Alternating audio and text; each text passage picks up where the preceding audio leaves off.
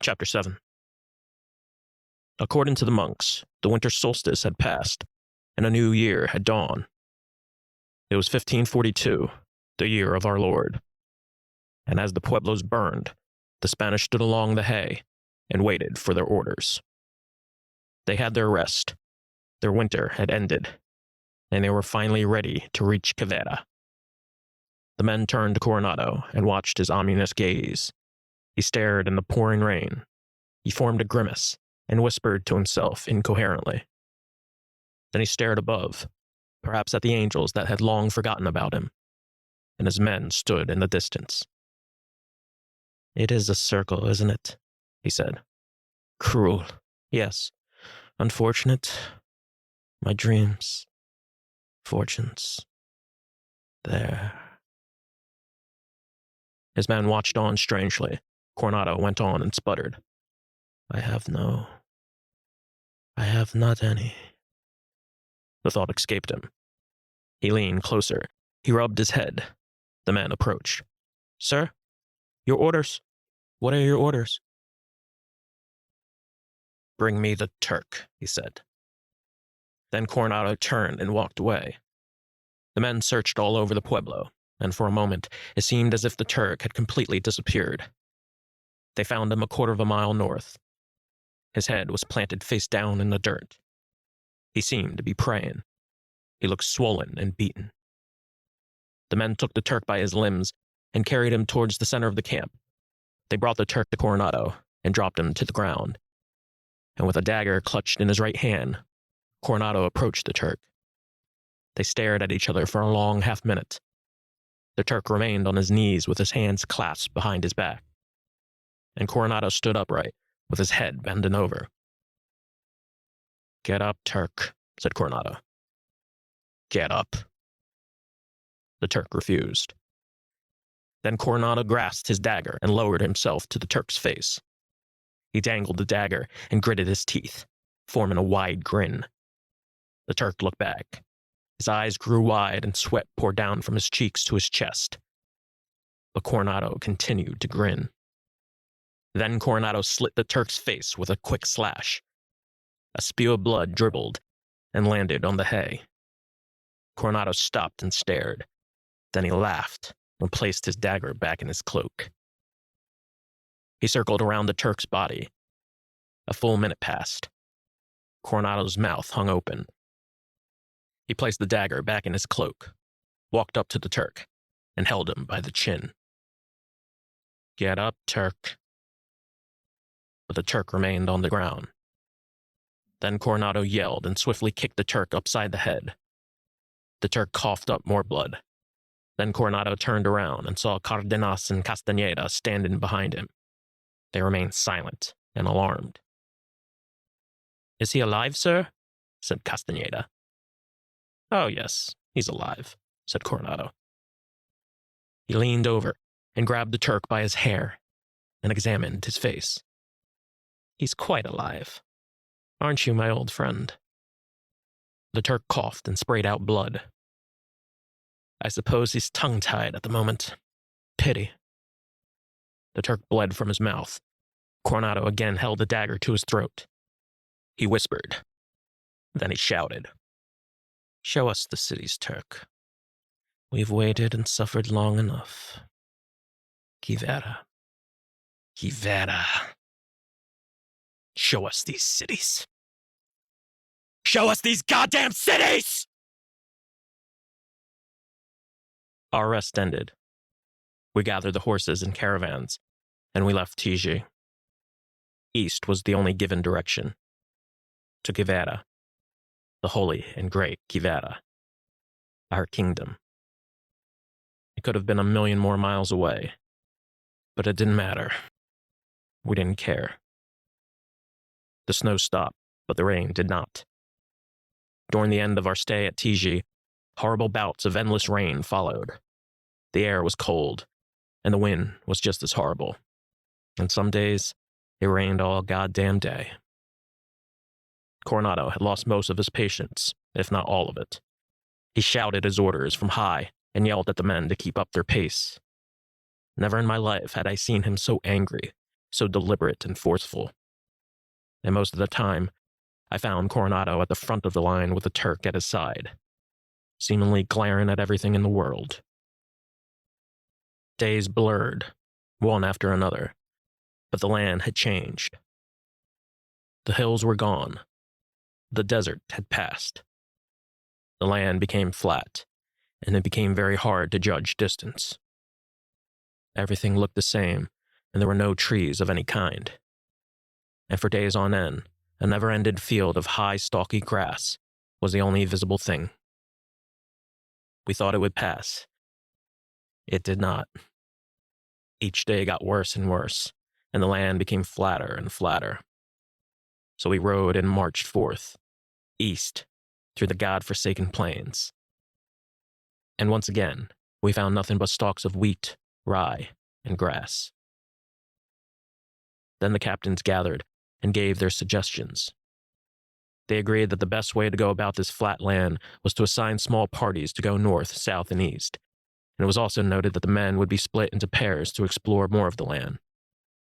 When Coronado was asked his feelings upon the matter, he gave no objections, though by the looks on his face, he seemed distracted. He only requested that he himself would be the sole chaperone of the Turk, and all had nodded and agreed. We drew lots. I seemed to draw the shortest. I was assigned to the youngest scout. His name was Carlos. From his first looks, I sensed that he was a generic, dumb 17-year-old, but the more I examined him, the more I determined that he was the oldest-looking 17-year-old I had ever seen. He was one of Tovar's men, which explained much, and I slowly drew my own conclusions. We trekked forth. Carlos went on foot, and I rode on the mule. When I gave Carlos the general orders, he looked at me with general disdain. We established a mutual trade of bitterness and distrust, and for the first day, we hadn't said a word to each other. Carlos was reticent, extremely so, and for the moment, I was glad. The last thing I could afford was to be stuck with another Bernardo. Though, I'll admit, there are many times that I miss Bernardo. I miss that dumb little bastard. I missed his exuberance, and for long stretches of time, he remained on my mind. I kept a good 10 to 20 paces distance from Carlos as we headed north. The land was so flat that it became extremely difficult to keep focus. Our only refuge was the morning sun. Every morning we reassured ourselves, pointed at the sun, and nodded to each other in agreement that indeed we were headed in the right direction. My mule had its moments of miracles. It kept sturdy and paced itself well through the grass of the prairie, and for the most part, it remained well behaved. On the third day, the morning sky stretched in an impossible color of blue, and what little shreds of clouds were left had disappeared in the blinding sun. For hours, I saw nothing but prairie. I rocked back and forth as the mule pressed on. Then I felt a single drop of rainfall on my hand, and I looked up to the sky. Towards the end of the day, the sky turned black, and a gathering storm approached with purple hanging clouds. The wind switched from east to south, and I knew exactly what was to come. "You'd better find shelter," I said. "It's getting dark." But I knew Carlos hadn't listened. I shouted again at him and repeated, but by then the rain intensified. Suddenly, it poured down on us in heavy streams. The rain turned to ice, and for 10 minutes, hail clanked off our armor, and it came down so hard and fast that both of us fell to the ground and covered our heads. It fell in chunks and sounded like hammer blows slamming down, and for a whole minute the sky opened and flooded the ground with a splattering of shattering ice. When the hail ended, a silence came over the land. I looked at Carlos, then back at the mule. Carlos kept huddled, his body shook, and as I turned to him again, I noticed that he had finally looked frightened. He looked at me, still frightened and afraid. I offered my hand and forced myself to smile, but he simply refused. Days drifted into each other. Hours and hours of silence followed us, yet there was no relaxation.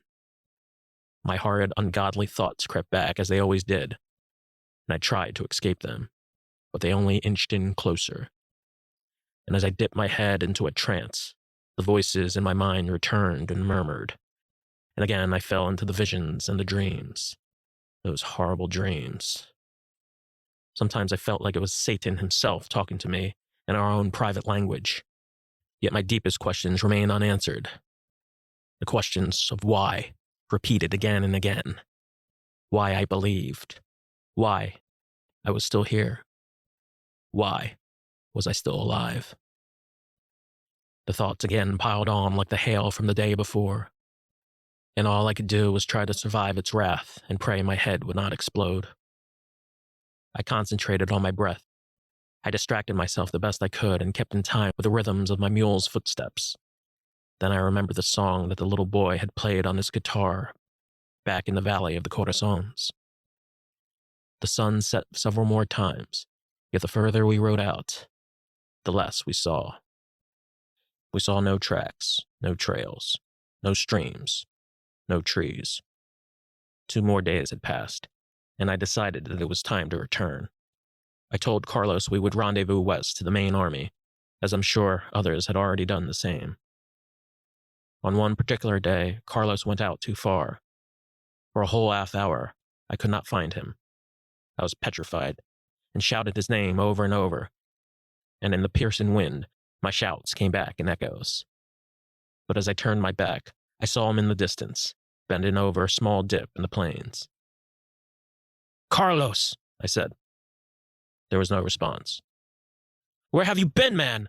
Carlos!" He dragged his way over. He held a strange, dull object. It was an oval shape, and it looked very familiar. It was a helmet of some other Spanish man. During the night, we made a fire from the brush and flints and leftover tinder. We spoke about the helmet and who we thought it belonged to. And beneath a star-studded sky, we finally talked. "There's nothing more in this life than I want than gold," I heard him say. "Yes, Carlos, I've had those thoughts too." We told each other our life stories. His words were soft, and his stories were terribly boring. I'm sure he thought the same of my stories. And when we finished, we drifted in and out of sleep and memory. "Do you think we'll find it?" he said. "We'll find it," I said. "It feels like my entire life I've been chasing this dream." "You must feel the same way. Don't you, Sardina?" I didn't answer him. But by then, Carlos had already fallen asleep. In the morning, I stared at the gray embers of the dead fire. I was still in the daze, still drowsy, and my heart pounded so much that I clutched at my chest and lay on my side. I looked back at the fire, but Carlos wasn't there. Later, I found tracks of his boots in a muddy set of sand. I rushed over and followed. About a half-mile down, I saw smoke rise from the sky, and about 2 miles later, I saw a row of Indian houses by the banks of a small stream. I got off my mule and led it to water. I saw a tribe gather out from a far distance. I couldn't scream out for Carlos because I knew the natives would run after me. So I stayed motionless, and the tribe saw me and shouted. Then in back of me, I heard the slashes and slits of a sharpening sword. And when I turned, I saw Carlos approach with a gaping mouth. "No," I said. "No what?" he said. "Carlos, don't!" He kept marching. Then he stopped. "We can take him," he said. "We can take them all." "No, we can't." "Yes, we can. We have swords. They have sticks. We just have to kill them fast." "Don't be a fool." "A fool?" "Yes, you're a goddamn fool if you think you can kill them alone."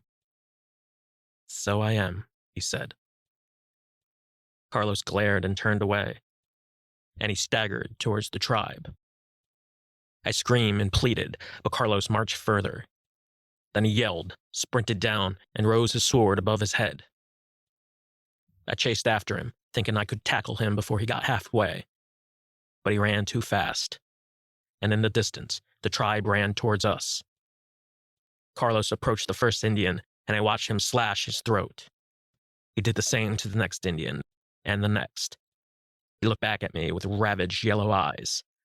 But then, a swarm of Indians came in from either side, and the second I saw them, I knew Carlos hadn't a chance. They piled onto him, took off his armor, and ripped out his intestines with their spears. I was too far away. If I screamed, I knew the tribe would chase after me and kill me next. So I ran back, as fast and as far as I could. I ran for about 5 miles. I didn't know whether my life would end or not. I tripped over a rock and collapsed to the ground. For a moment, I thought for sure I had died. But as I got up, I found my mule. I climbed on its back and kicked it into motion and held on its reins as tight as I could. After a mile or two, I slowed down, and the mule whimpered and moaned. The sun was about to die, and I stopped and rested. Going alone at night was too much of a risk. Again, I was alone. Again, I was alive. And as the next morning came, I took the mule and rode back south with the vaguest notion of what to expect. I was well far out in the distance, and I could still see the tribe's fires from the south. I figured that I was 5 miles from them, and I kept my pace, kicking the mule to go faster. 10 minutes later or so, I felt safe enough to give pause. I got off the mule, walked by its side, and held loose to its reins. Its head sunk lower and lower, and it groaned. And by then, I knew it was only a matter of time. I gave him a half hour, then another. There was nothing left to the mule. Its eyes were red and looked as if it was bleeding internally. Then the mule staggered and lost its stride. It stumbled and leaned to the right, and after another minute, it tumbled down and collapsed. Flies gathered, and I watched the blood spew from its mouth. I walked alone, and still I found no water, and still the heat of the day choked me from top to bottom. I staggered and stumbled, just like the mule. With each step, it felt like knives had pierced underneath my feet. If there was any time to die, this would be the day. I figured I had one more day. One more day to struggle, and then I would die, and it would all be over. Again, I heard the strange voices of my nightmares. The voices in the desert once again followed me through the plains. They grew in volume, but they were indiscernible. Then I saw a line of horses run off through the distance. By some miracle, I'd made it back. A captain saluted me. I forgot his name. "Captain Sardina," said the captain. "Yes." "You're alive." "Yes." "We thought you died," he said. "I thought I did too." He didn't smile. He just looked at me and sighed. "So what happened? What did you find? Where's your scout, Sardina? Carlos, wasn't it?" "He died, sir," I said. "Where's your mule?" he said. "He died too." "You're quite an unlucky fellow, aren't you? So what's out there? What did you find?" I stared at him and merely shook my head. Later that afternoon, I approached Coronado's tent. I was informed that he had been scouting 2 miles west, so I waited until nightfall. It was a black moon with a pale outline, and I stared at it long and hard. As night came, the men gathered around the fire, but they sang no songs. They merely sat in the cold. Coronado arrived a few minutes later. He looked dejected and bitter. He looked weary and frail, and I waited until I could talk to him in private. "Nothing, Sardina?" he said. "No," I said. "I didn't find a thing. There was nothing there. Just a poor village." And when I told him the rest, Coronado looked like the saddest man in the world. I found myself alone again, and I held my head against the rock and tried to sleep. The man approached me as I lay on my side. He sat beside me and inhaled from a straw pipe that was lit afire. It took me several minutes to realize that the man was the Turk, and all he did was smile back at me. I looked long and hard at that damning, disastrous, wonderless smile. It was the same smile he gave me when I first met him, but I let it pass and went back to sleep. I had no dreams, no visions, no voices. And when I woke again, it was still dark. But for some reason, I felt eyes watching me. And as I turned, I saw the Turk sitting in the same exact spot. He was still smiling. The land melted. The sun blazed on through its apex. The heat hovered and choked. The flat land continued. It was a yellow, dead crust of a land that seemed not to end. But the Spanish pressed on. At the head of the line, Coronado rode on his stallion, and the Turk staggered beside him, with his head tilted to the heavens. They marched and stumbled. They were still in love with the illusion, yet they were no longer proud. Their armor had been worn out, rusted, and seeped with holes. But between the objects and the characters, between the Turk and Coronado, between the wagons and empty chests, between the monks and the captains, the men, the horses and dogs, was a forgotten song that faded in the sun, and it was never sung again. Days died. Days repeated. Nights did as well. They were dark and cool, and as the Spanish slept, the Turk remained awake. And as the wolves howled at the moon, the Turk did as well, croaking as if from his own gizzard. The land kept going. It kept going and going. A month, then 2, then 3. And the yellow and dead grass stared at us, and we stared right back at it.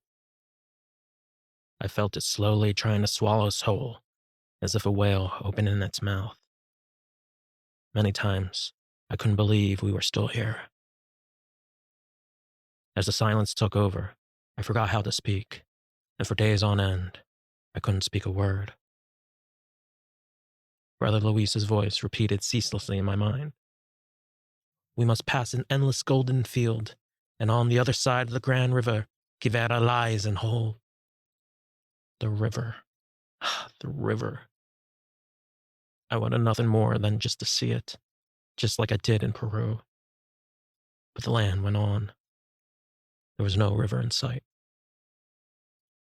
Our rations were paltry. Many other men from other divisions came to ask for bread, and we simply denied them. Some nights we ate the leather from our boots. Other nights we ate the rats that we found beneath the weeds. But whether starved or not, I still heard the men cry as they remembered their old best dreams. Quivera, Quivera. My whole life depends on it. But when? When? We've gone on too long. When we reach the river. I spent my entire fortune. I spent my whole life. We will. But they were still only words. Plenty and worthless words. Like the grass we marched upon. And words like that can heal only certain wounds. The truth of the matter was, we were lost again, both in soul and in mind. But we pressed onward towards our pure and outrageous majesty. And the Turk led us on. Days, weeks, months, they were all the same. The land kept going. We had sold our souls, and the devil had his way. March turned to April. Coronado sent out his men to go out and hunt, and off they rode 5 miles north to once again meet the mighty buffalo. The plan was to simply restock and replenish their rations. They thought it would be easy, like it was in Tiji. They thought that in a single afternoon, They would bring forth hides of innumerable numbers, and they thought that the land that they roamed was still ripe with these beautiful beasts they so longed to slaughter. Through the howling winds of the prairie, the men raced their horses, and through the squalls of freezing rain, they unleashed their dogs to search the land. They loaded their cannons and watched the rolling skies hover over in snow, and they waited. They waited, because that's all they could do. A whole day passed, then another, then yet another. But in all that time, they found nothing. There was no sight of the herd, no piles of dung, no traces or tracks, no hides of warmth and comfort. There was just the endless, gigantic void before them. The tireless, treeless country, of which below stood grass of prairie. And as it came, the simple facts struck them all in the face. The beasts were gone. There was not a single one left, and it was all too apparent that nature would no longer feed them. At the end of the third day, the men went back to Coronado and informed him of the bad news. "Go back," he said to him. "Go forth and hunt again." And the men did. The hunters went back, took to their muskets, and forged their way through the prairie once more. The snow drifted, then overtook, but the buffalo had vanished. And day after day, the Spanish continued to find none of the kind. Another team of hunters rode up from the south, but as they made their way back to camp, they hung their heads in disappointment. In 2 days, the remaining men returned. Only 2 of the men brought back anything worthwhile, which were 6 stringy and gangly-looking hares. And as the cold sun had set, they ate and cursed. We trekked on, mile after mile. The land gave nothing but pain, and all throughout it, nothing seemed to grow or breathe. In quiet moments, the Turk kept his hands to his side, and when he opened his mouth, he yawned loudly and provoked. The Turk snickered, then giggled as if he heard a bad joke, and he kept laughing. But what pained me the most was that every time I awoke, the Turk had sat by my side and stared at me and smiled. He did this 6 times. At times I ignored him. At times I wanted to slice his head right off. But one time, I gave in. I looked into his dark, maddening eyes, and I sunk into his everlastingly cruel and controlling trance. He reached out his finger and pointed to himself, then at me. And for the longest time, I stared. Then the Turk handed me a bowl filled with gray and blue powder. At first I refused. He took the bowl away from me, ingested the contents, smiled, then handed the bowl back to me. I took the bowl in my hands. It smelled like a rotten corpse. Then I took the bowl and drank what was in it. It tasted awful, and nothing happened for several minutes. The clomps of the horses settled into a horrid rhythm. Clomp, stomp, clomp, slump, pent, sump, clump, slump, pent, slump. And I found it hard to keep my eyes open. I heard my men call my name, but I did not see them. Aside from the melting sands, what was left to see was a blue sky covered with clouds. But then, I felt a sharp pain that started from my throat. In the heat, I felt my eyes want to shoot out from their sockets, and in one instance, my head swelled. I fell to my knees, then I fell to my side. And then, all had turned black. Voices pierced like splinters. Dreams, Sardina. They were. They came in and out. They rushed and surged and took over. I drifted in. I drifted out. I saw shadows dark and red. My heart raced. I felt as if I were drowning, and I knew I had killed my world. I tried to get to my feet, but it was the most difficult task ever imaginable. Then I fell, I slipped, and I drowned. Deep and forever. I passed the absurd. I passed lifetimes, both future and past. I saw Christ in Golgotha. I saw this cross and the crowd. But then I elevated. I rode a vulture's wings, and I flew throughout the sky. And up I went. I saw myself and the men from above. God had taken me away for a moment and let me see it all from above. And suddenly, I was overcome by a terrible, joyous feeling. I heard church bells. I heard them chime through weddings and funerals. Ding dong dong, ding dong dong. I came to the surface for a brief second, and I screamed at the men. God damn it, men! Don't you hear it? They gave no reply. And back I went into the vision. I found myself alone. The land was still dead. There were no birds or angels in the sky. I was taken into the fields.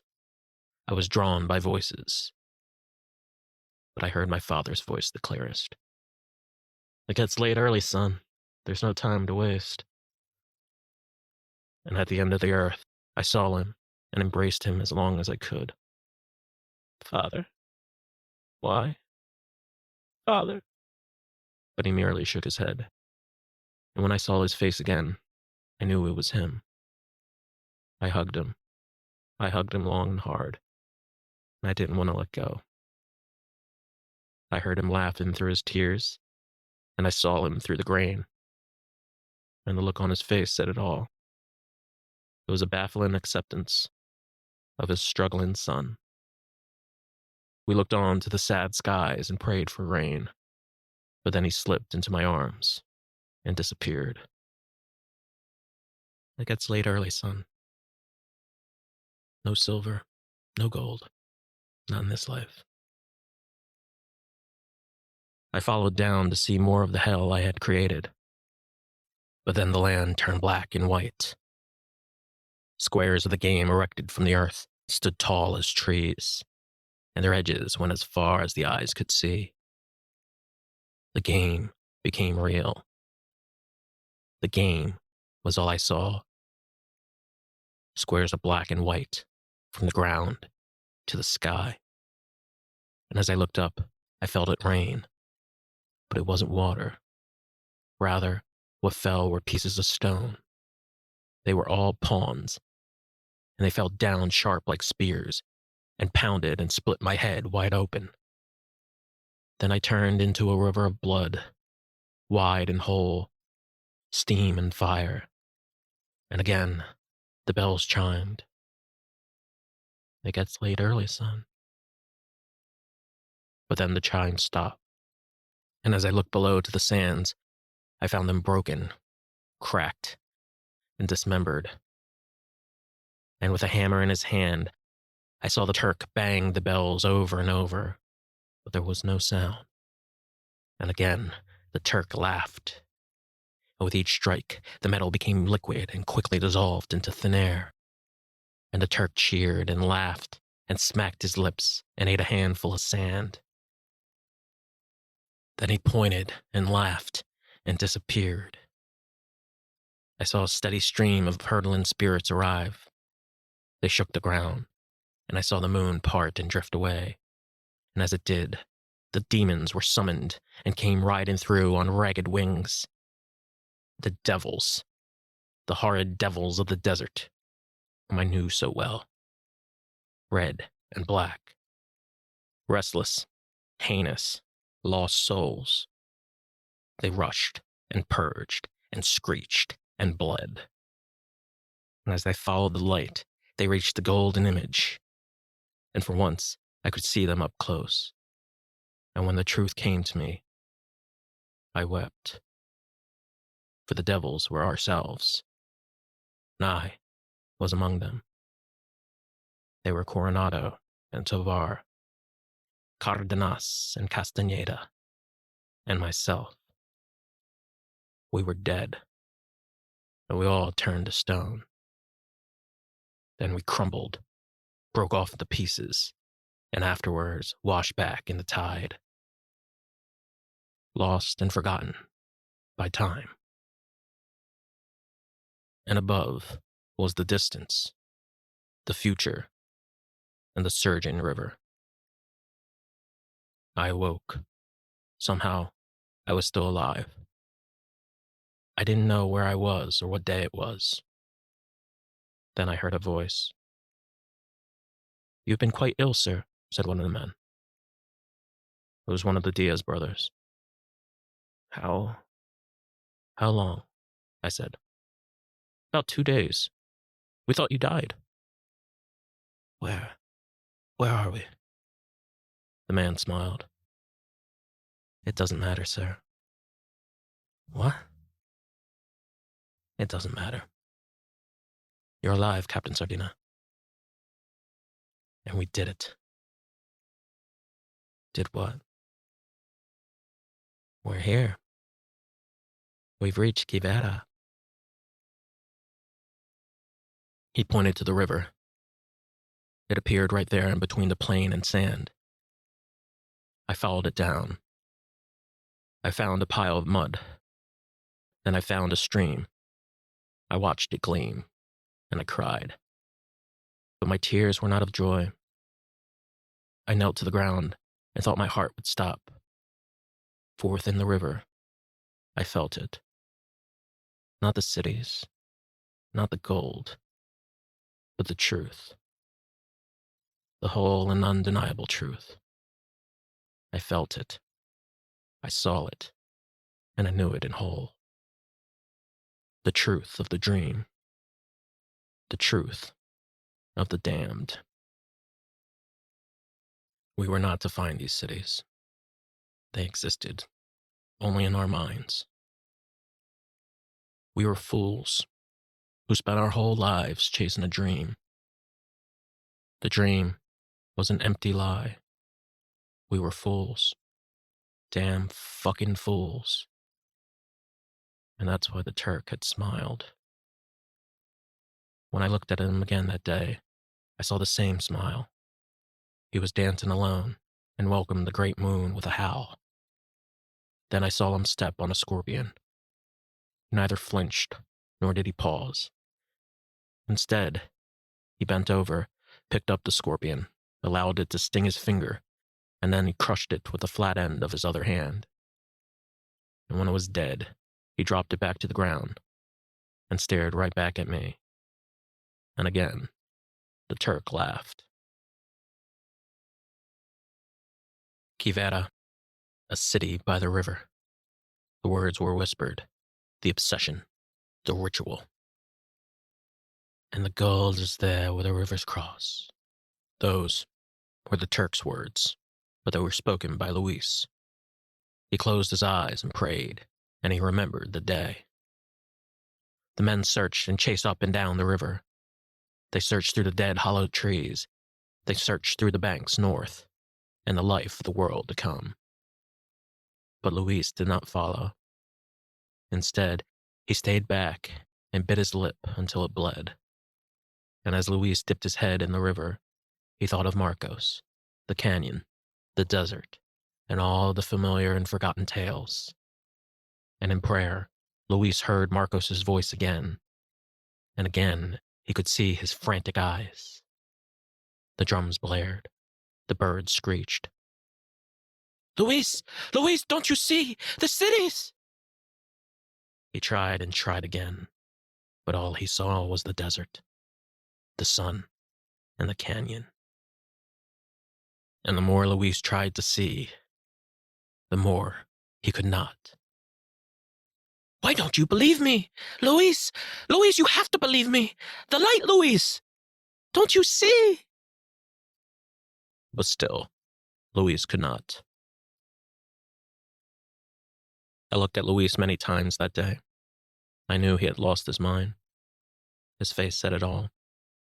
He was beyond demoralized, and his eyes looked dead and gray. His robes draped along the yellow grass. His eyes were closed, and his hands kept trembling the same way Marcos's hands had done. He moaned and shivered and paced in all directions. I heard him hold conversations entirely by himself. Sometimes he spoke in a baritone. Sometimes he babbled incoherently, reciting prayers only a monk would know.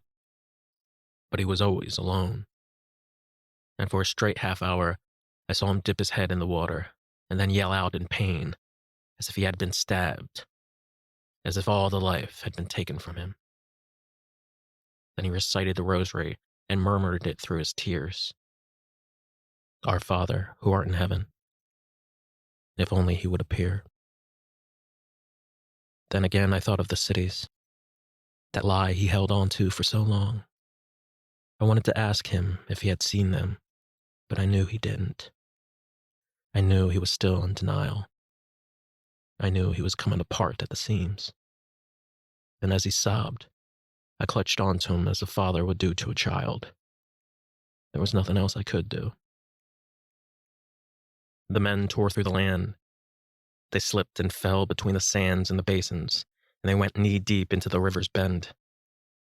They growled and stormed and muttered, and as they reached the river's south, they watched the Turk jump up and down in frantic pleasure. He looked like a child, a 6-foot child, with beaming demon eyes, and he shrieked and screamed in pure, ecstatic joy. The men shrieked back.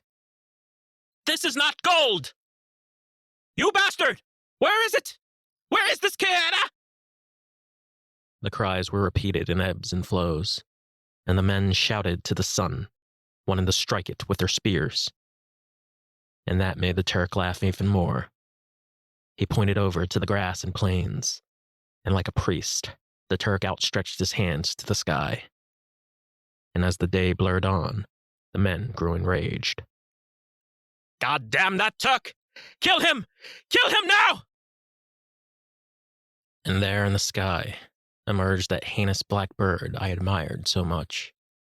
Once more, it blocked the sun, and once more, I watched it swoop and swirl over the 12-foot grain. I stood amazed. It made not a sound, but as the skies darkened, I knew its fate, and when I heard a shot from the distance pierce the air, several more had followed. Then I watched that beautiful dark bird fall to the ground, and later I heard the dogs rip what was left of it, and the moon replaced the sun. As night approached, the rumors resurfaced, and a great excitement returned. The men huddled around the fires as alive as they were back in Compostela. Many of them said they saw something glow from afar. It was Chiara. They were convinced. How many miles did not matter, and half the men were ordered to trek all night to find it. And as they reported all this to Coronado, a great relief had come across his face. I can't remember much of that night. I only remember the excitement on the men's faces, especially the faces of my men, whom I felt the most pity for. I asked no questions. I merely listened. And when I was asked by the men why I looked so sad, I simply said to them that I was tired. It was the truest thing I could think of. If I had told them the real truth, they wouldn't have believed me. Wine poured.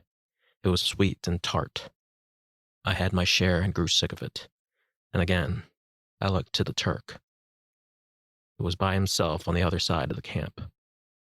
And again, I looked at Luis, who slept under a pile of wool. And again, the men sang songs and laughed.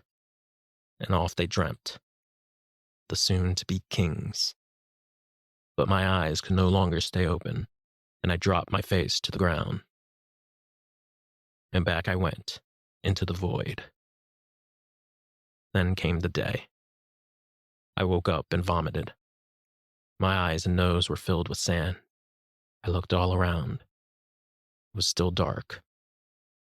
The moon shone blue and purple. My men were still asleep. I walked along the river, still in a heavy daze. Then I found the body float across the tide. I went about 20 feet further by the basin. It was Luis. His robes were soaked. His naked body looked as white as porcelain. I examined the body from head to foot. He had been stabbed in his stomach and his neck. And as I held Luis by his head, I saw that both of his eyes had been gouged. I cried for help. I cried many times, but no one came my way. All were still asleep, and all I heard was the tide. I carried Luis's corpse back to camp. My men were nowhere to be found. There were only a couple men left over from the other unit. Most of them were monks and slaves. The men looked startled, but they weren't shocked. They asked no questions. I approached the monks and told them what had happened. Then they made an immediate vigil and laid Luis's body on a pile of straw. They prayed and murmured, and I left the site and returned to my men. I looked for the Turk. I searched up and down many times. I asked all around. I told each man that Brother Luis had died and the Turk was missing, but they seemed not to care. Another captain came to my side. His face struck me odd, but I recognized him right away. I remembered his face back in Compostela, where all the captains had gathered. I remember sneering at his bulbous nose and that ugly, pompous face of his. Nothing had changed. I approached him, and once again, he looked right through me. "What the hell is going on?" "Don't you know?" he said. "No. We found them, Sardina. It's done. We found them all." "Found what?" "The cities. Quivera. They went ahead at night. They couldn't wait until morning." "Who found them?" I asked. "Coronado. Who else?" "And Cardenas. I believe he found them too. They're only 3 miles away. 3 or 4. "And why are you still here?" I asked. "Coronado ordered me to stay at camp. Lucky bastards. Stealing all the glory. Why do you ask? Didn't you get the same orders?" "No. I guess they forgot about you," he said. "Who else is with them?" I said. "Tovar, I think." "What about the Turk?" The captain laughed. Then he shook his head and laughed some more. "The Turk," I repeated. "What about him? Where is he?" "I couldn't care less where that bastard is. Dead, I suppose. If not alive somewhere. It doesn't matter now." "Yes, it does," I shouted. "When's the last time you saw him?" "Last night, I think." Then he looked at me strange and laughed again. "Why does that matter to you?" he said. "We found it. We found Quivera. That's what matters. That's all that matters." I hurried back and ran in circles, knowing not what to do. I thought of where the Turk could be and what the men were seeing 5 miles down. In my haste, I fell to the ground. I got up and looked for Luis. It was the only thought I had. I shouted for him. I cried and wailed. But I had already forgotten he had died. I went back to the spot where I left Luis's body. The monks were gone. All was left was his corpse. There was not another soul for miles. The smell of his corpse was so hard that I could no longer look at it. I thought long and hard and wondered who had killed him. It could have been the Turk. For all I know, it could have been Luis himself. I imagined the Diaz brothers holding their bloody knives. And I imagined Coronado with a noose in his hand, standing at the back of Luis and trying to prove himself once more. I left the corpse and shouted for help. And I screamed and begged for God to let this nightmare pass. Then I heard a squeal. I heard thrills and chirps. And as I looked back, I saw a large vulture peck and claw its way into Luis's mangled face. It smacked, chewed, gorged, picked, and swallowed globs of Luis's cold red flesh. Then the bird paused and looked at me for a single eternity of a second. But then the moment passed, and the bird turned away and continued his feast. I held my throbbing head in my hands, and again I thought of the Turk. Then it dawned on me. And in an instant, I knew the reason why all the men had left. They wanted to see their grand finale. They wanted to see their final vision.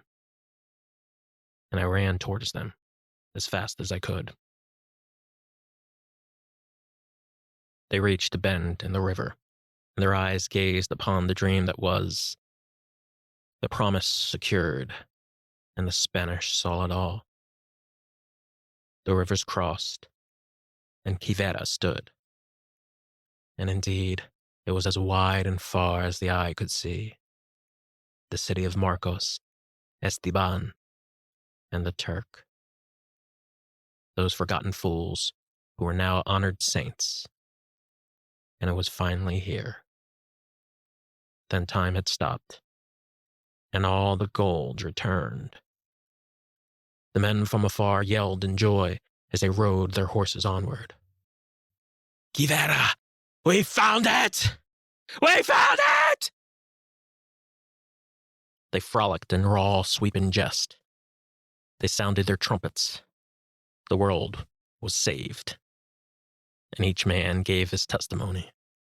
Coronado ordered his men to rush the city, shouting Santiago dozens of times. Some men entered the city. Some stayed and watched. All was there, just as Marcos had said. Grand and wondrous towers, gates as far as the eye could see, temples, altars, barracks, all made of gold. And for a full hour, they celebrated. Marcos was right! Marcos, you son of a bitch, you were right all along! A trance was cast, and the visions befell. The sun faded, and dark clouds hovered. And the glow of the city lit the land, and all who approached it. Then a light appeared in the distance beyond the rocks. It was a pale blue, bellowing light, and it shone down. Then a long strike of lightning crashed. A pulsating rumble of thunder followed, and as it did, a golden chariot rode forth into sight. 2 horses pulled it, and it headed off into the city. And when Coronado saw the chariot, he cried and wept like a child. The closer they got, the more the light blinded their eyes. They entered the buildings. They were brimmed with silver and gold, and a dazzling stream of rubies and diamonds fell from the sky. And the men frantically grabbed every jewel. And from with the clouds, each man had heard voices that were distinct to them and them alone.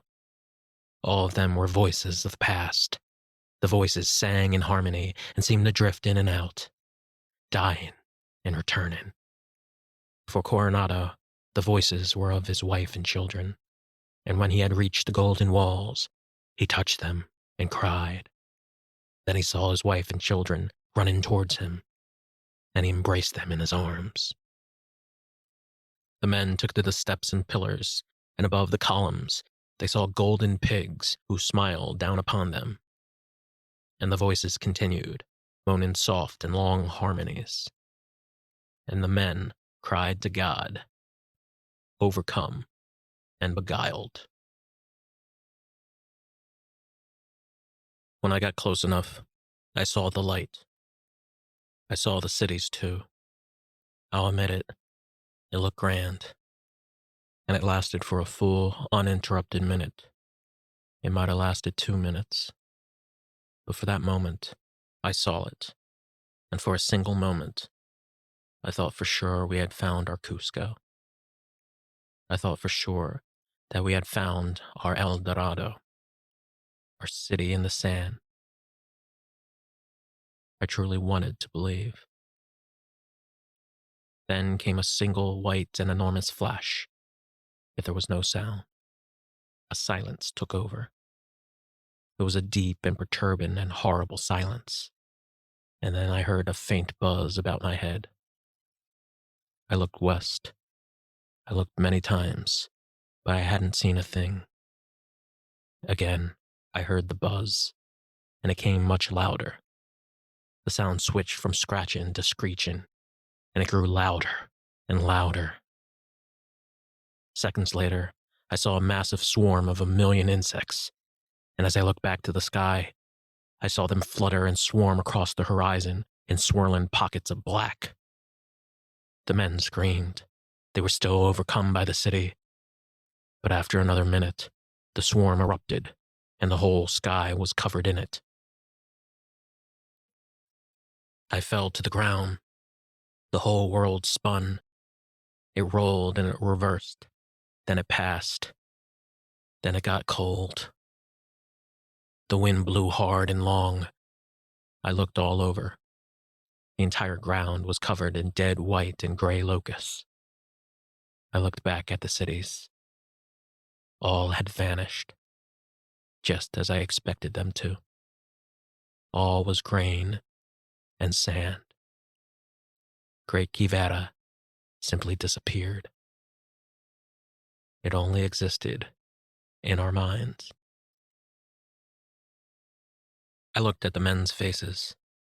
They shivered. They rushed forth and chased and tried to clutch the sky. But all they had to grab onto was air. They stuttered. Their eyes were big as suns. No. No. No. Where is it? Where is it? I saw it. We saw it. It was there. They went about in circles. They ran and rushed back, but they could not believe the grim reality. They couldn't let go. They whispered to each other. They looked for golden doors and walls. They scoured the sands for the fallen rubies and emeralds. They trekked upon the grains, thinking that they were touching the forbidden gates. But in all cases, they slipped back into hell.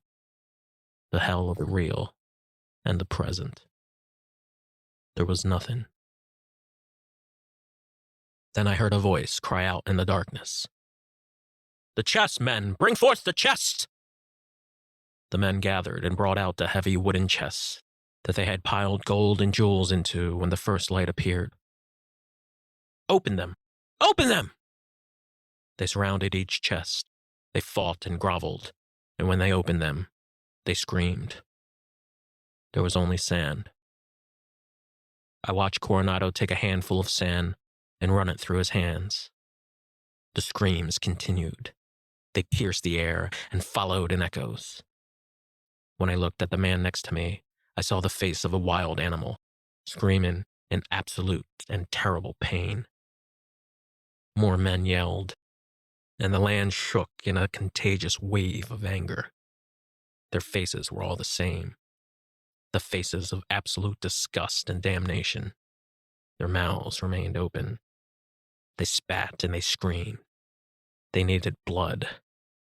They needed war. They needed to stab and pierce and strangle. But there was no enemy in sight. There was only the Turk. And soon, every man from every unit had one primary goal: to find and kill the Turk. Coronado led the way. He unleashed the dogs, and off they leapt into the grains. Then the archers and hand cannons shot rounds into the sky. I stood still. The men had left. The land remained empty and quiet. A while later, I heard the men grunt and shout out, and from the distance of their echoes, I knew they were only a quarter of a mile from me. Then all went quiet again. I walked east. I gave a minute to silence. Then I turned and followed the sun west. I went through the plains and felt each stalk with the tip of my fingers. And again, I stared at the flat sky and its impossible blue. Then I turned and saw a shadow. I followed the shadow for many minutes. Then I heard a rustling among the grains. I took out my sword and swung left and right at the dry, hollow stalks. Then I yelled and shouted, begging for a response. None was given. I saw the shadow again. Then I heard a laugh. It boomed from underneath the sky, and it pierced my ears. But still I could not find where it was coming from.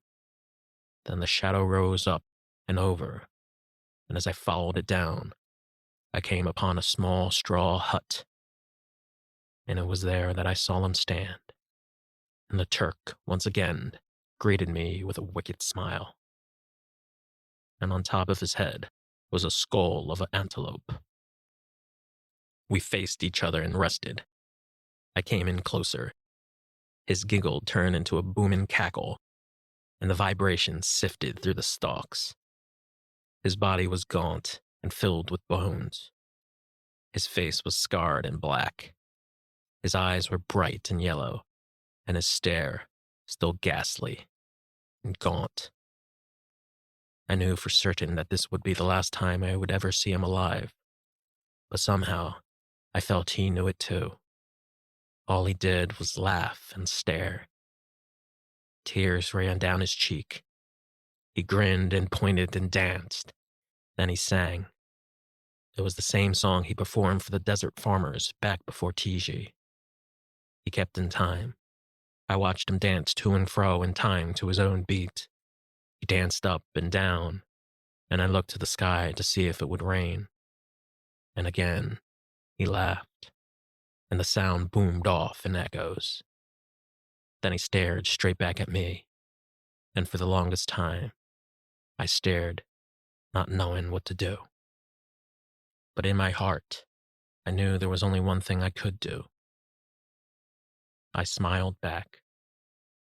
I laughed, and I cried. And I felt my soul again. And for another minute, we laughed like brothers.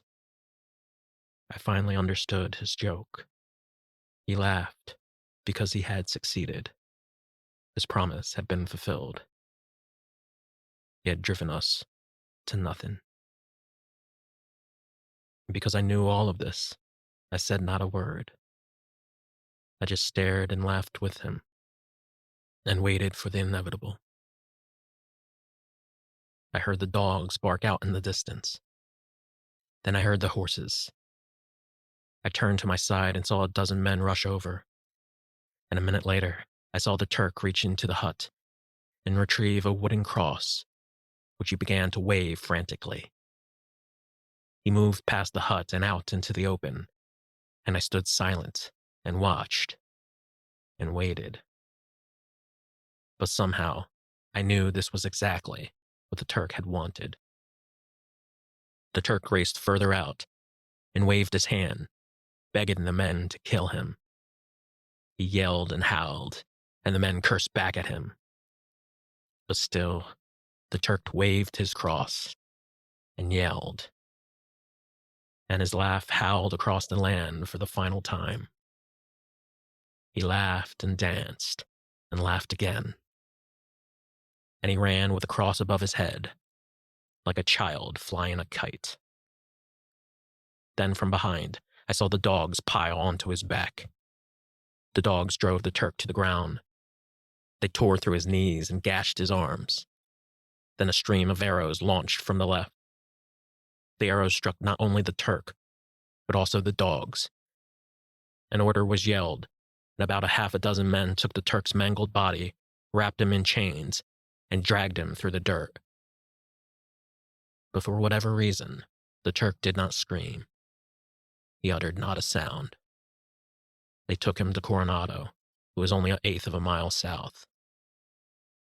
A crowd gathered and watched the execution. It was quick and discreet. Coronado stood and waited, and as the translators arrived, he wandered to the Turk. The translators asked the longing questions which every man had feared. With the skull still on his head, the Turk was questioned in brief yes or no answers. He replied with the all too obvious truth. And then he confessed to all, with his damning, profound, and hideous smile. There were no cities of gold. There was no Quivera. There was no grand city of yore. There was only desert and plains in this land. He made it all up. Coronado and the Turk stared at each other for the longest time, and when the translators finished, Coronado approached the Turk, grabbed the skull from his head, and smashed it across the Turk's face. And Coronado screamed once more. Blood poured and splattered. The Turk's face was mauled beyond measure. But even then, I knew the Turk had won. For although bloodied, his smile retained, and his eyes were still lit with pure and righteous ecstasy. And the more Coronado screamed, the more the Turk looked as if he were the happiest man on the face of the earth. And with that final glare, the Turk again laughed. He hissed, and he cackled, and he spat his blood and laughed even more. Coronado turned away, and when he looked at me, I saw his true face. It reminded me of the face I had seen back in Compostela when I finished telling him my story of Peru. It was a face of fear and sadness. The two executioners entered with ropes in their hands, and in less than a minute, the Turk was strangled and left dead on the cold ground. Finally, the sun had died, and as we made camp, all I could do was stare at the angry, bitter, and sad faces among me. The next morning, the captains held a meeting. We discussed only one issue and agreed unanimously. We would return to Mexico immediately. At sunset, I went up to Coronado. He shook my hand, but he stayed silent and sullen. His face faded in the sun, and he looked like all of us. Broken. And like that, the dream had died.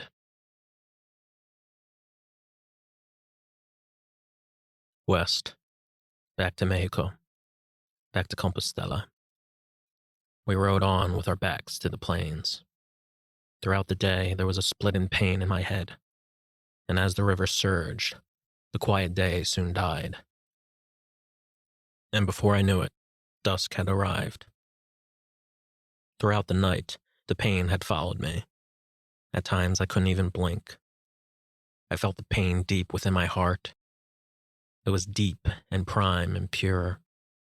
And the closer I came to the river, the more I had felt it. I heard its every sound and was caught by its pull. Its surges and shifts felt real and true, and my heart felt it most. I became one with the river. It was as if it were speaking to me. And as I listened, it told me the only truth I needed to know. That I was not my past, and that I would not live in it anymore. I asked the river more questions, but most of them remained unanswered. Then a voice cried out and told me I would find the answers at the river's end. And before dawn had settled to early light, I awoke and left the camp. And I was alone again. Along the trail back west, the Spanish rode on. The sun broke through the clouds. With a pained face, Coronado looked back at his men. His sad, uncrowned, languished kings. He looked back to the horizon. His mind drifted and spilled onto the sands. His memory cracked like mirrors, and he fell into another daze. The thoughts resurfaced. The thoughts of his wife and children. The thoughts of the painful years of sorrow that was to be his future.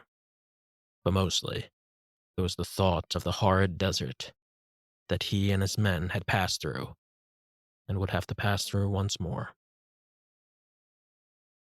A scout interrupted. "Sir," said the scout. Coronado ignored and gazed into the sky. "Sir," the scout repeated. Yes, what is it?" "We seem to lost contact with Captain Sardina." "Sardina?" "Yes, sir. We can't find him anywhere." "Don't worry about Sardina. He'll find his way." Again, Coronado rode unfazed. A strange and long silence had followed him, and the sun beat down stronger with every hour. Then the days settled a little deeper, and Coronado tipped his head once more. He sputtered his words to the angels above, and back he drifted into wondrous dreams. He heard no sounds, no voices or music.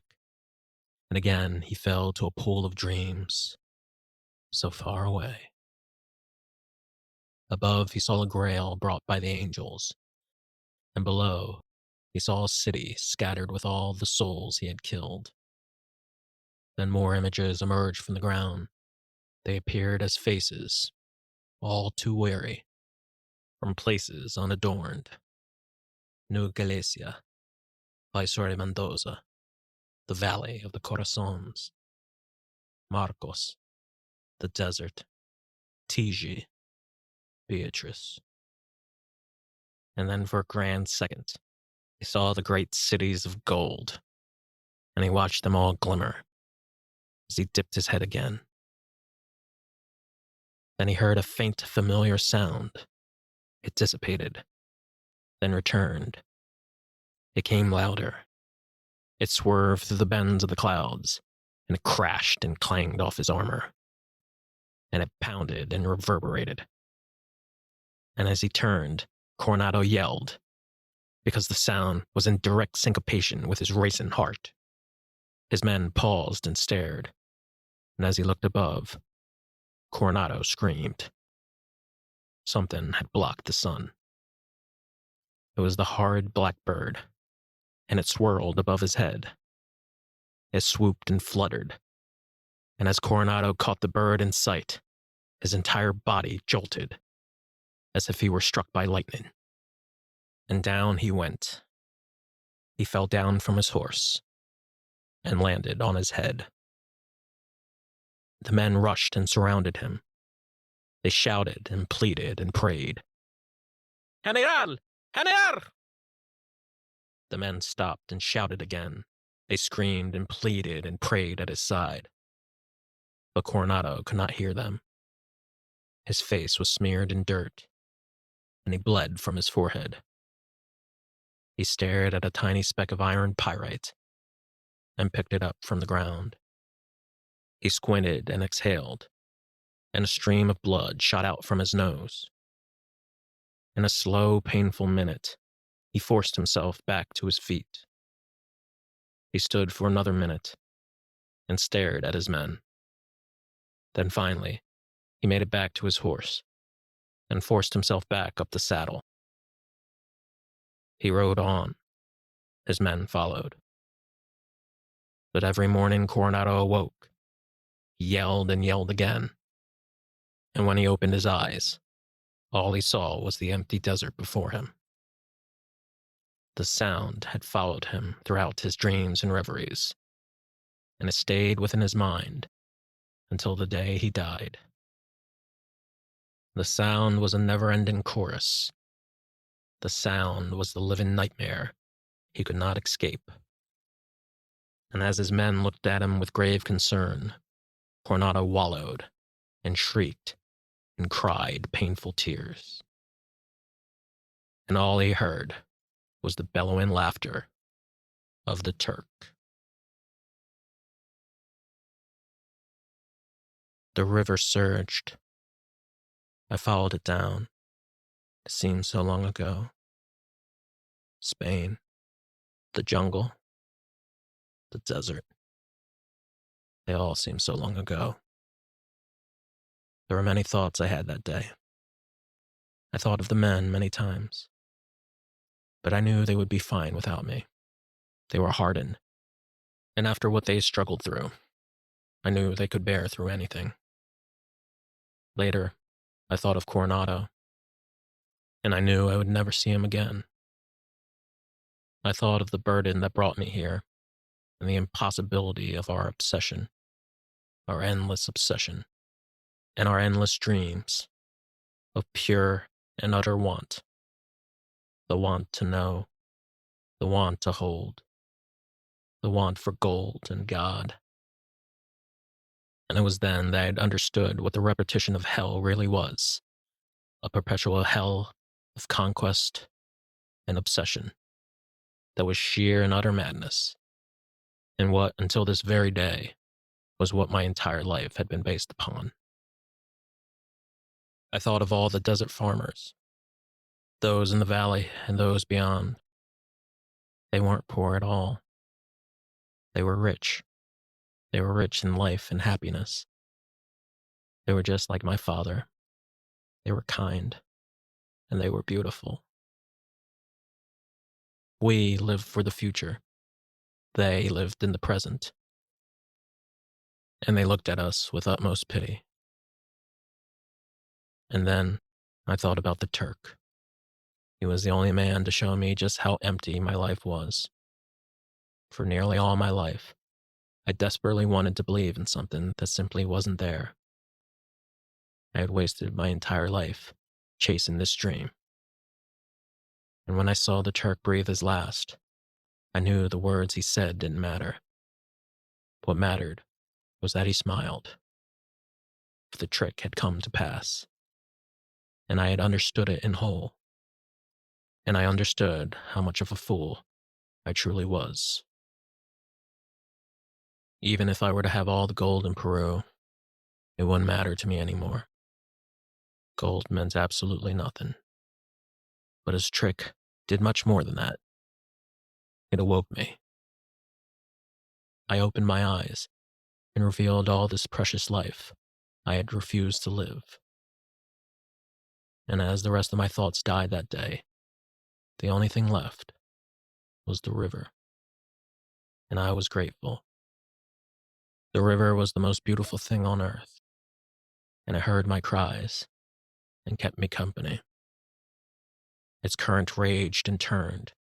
It soothed and healed me. And I heard it laugh and swoon. And again, it kept on flowing. They repeated, just like the Amazon. And as it raced, I saw its beauty. And it reminded me that I was still alive. I needed no other divinity. And for the first time in my life, I felt my mind at peace. And the only desire I had left was to see the river's end and listen to its song. However vague it may seem to you, it was true as rain to me. I needed no miracles. I needed no savior. It was up to me to find my own meaning. And I knew if I followed the river to its end, I would find my soul again. I studied my hands. I moved my fingers and sighed, but then I smiled. And as the waning sun had set, I saw the men for the very last time. They were a mile south from where I stood. I heard their steel pound the land as they marched, and I watched the rusted wagons and caravans sputter off in the distance. I wanted to shout at them. I wanted to climb over and let out a cry. But I didn't. I didn't say a word. And another minute later, they faded away from my sight.